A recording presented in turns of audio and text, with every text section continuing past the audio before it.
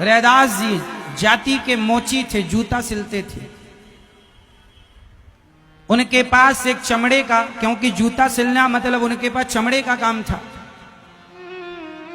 तो उनके पास चमड़े का एक पात्र था, उसमें पानी भर के रखते थे। चमड़ा धुलने वाला, मतलब चमड़े को धुलना पड़ता ना जूता बनाने के पहले, तो रैदास जी जूता बनाते थे तो चमड़ा धुलते थे। तो जिस पात्र में वो चमड़ा, उसे बोलते कठौता। फिर कहावत चालू हो गई कि मन चंगा तो कठौती में गंगा। तो उसे में चमड़े धुलने वाला पानी, एक राजा वहां से निकला, तो राजा ने बड़ा नाम सुना था रैदास जी का, तो उसी गंदे पानी को उठा करके उन्होंने दे दिया। संत थे, दे दिया। राजा को लगा रे राम राम, ये पानी है। नहीं पिया। और पीछे कोई श्रद्धावान भक्त था, उन्होंने पी लिया। तो जो पी लिया, उनको बहुत भयंकर रोग था, पीते ही रोग समाप्त हो गया, काया सुंदर हो गई, दिव्य शरीर हो गया। अब राजा चरणों में गिर पड़ा, महाराज ये पानी सामान्य मान रहा था मैं, पर ये सामान्य नहीं है, कृपा करो मुझे फिर दो। बोले अब नहीं मिलेगा, अब जाओ, अब ये तुम्हारे लिए तो गंदा पानी है, इसलिए अब ये गंदा ही है तुम्हारे लिए, अब तुम्हारा नहीं जाओ। राजा को नहीं महत्व दिया। एक बार कोई भक्त गया तो रैदास जी ने कुछ पैसे दिए, भैया गंगा जी जा रहे हो, ये मेरे पैसे और गंगा मैया को दे देना। थोड़ा सा प्रसाद दी, थोड़ा सा फूल दिए, थोड़े से जो भी दिया। तो वो आदमी चला और गंगा मैया के पास पहुंचा, तो गंगा मैया ने हाथ उठाकर कहा, भैया वो मेरे रैदास ने जो सामान दिया है वो कहाँ है? ये सत्य घटना है, लिखी हुई भक्तमाल में। उसने गंगा जी को दिया। फिर गंगा जी ने सोने की 2 चूड़ियां दी, बोले ये मेरे भक्त रैदास को पकड़ाना। अब जो आदमी गया था उसके मन में कपट आया कि गंगा मैया ने जो सोने की चूड़ियां दी वो बड़ी अच्छी थी। उसके मन में पाप आ गया, उसको लगा कि उसे थोड़ी पता कि गंगा मैया ने कुछ दिया है, तो उसने भैया बाजार में वो चूड़ियां बेच दी। और चूड़ी जब बेचा तो वो चूड़ी इतनी अनमोल थी क्योंकि गंगा मैया ने दिया है। अब वो वहां के राजा, वहां का सोनार जो लिया, उसने कहा महाराज, राजा साहब मैं रानी जी के लिए सुंदर चूड़ियां लेकर आया हूं। तो राजा ने दिखाया, वो सोनी ने, ये लो। अब रानी ने कहा 2 चूड़ियां तो एक हाथ में पहनूंगी, अब 2 और लाओ सोनी जी, ऐसी चूड़ियां तुम बनाओ। सोनार बोला मैं नहीं बना सकता, ये तो मुझे किसी ने बेची है। किसने बेची पता लगाओ। पकड़ा गया, क्यों रे ये चूड़ी तुझे किसने दी? बोली गंगा मैया ने दी।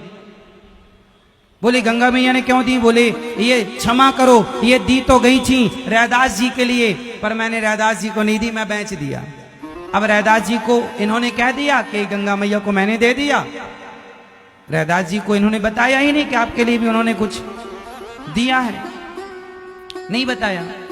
अब राजा ने डिंडोरा पिटवाया, ये चूड़ी कहां से आई? बोले गंगा मैया ने दी। किसके कहने पर दी? बोले रैदास जी। अब राजा रैदास जी के पास गए, बोले तुम बहुत बड़े भक्त हो, मेरी पत्नी के लिए 2 चूड़ी और मंगवाओ गंगा मैया से। कोई सोनार बना नहीं सकता, क्योंकि ये अलग प्रकार की डिजाइन है, अलग प्रकार का गंगा मैया का दिया प्रसाद है, तो वो संसार की वस्तुओं से कैसे मैच करता हो? कौन बना सकता था उन्हें? वो दिव्य चीजें थी। अब राजा बोला या तो तुम मंगवाओ वरना मैं तुम्हारी हत्या करूंगा। राजा बड़ा उद्दंड, दुष्ट।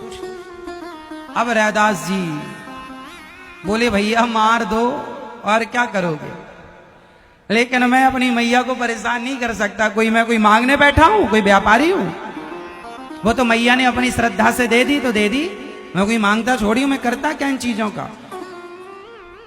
बड़ी कथा है। रैदास जी के पास एक बार भगवान आए थे, पारस पत्थर लाए थे कि लो इसको घिसना, सोने लोहे पर सोना होगा, जो चाहे करो। मना कर दिया था, प्रभु मुझे भजन करने दो, ये पैसा बुद्धि बिगाड़ देता, न चाहिए।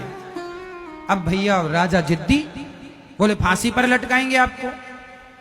अब रैदास जी की बात आ गई, कह दी तुम सच्चे भक्त हो तो बुलाओ गंगा मैया को, दें वो चूड़ियां।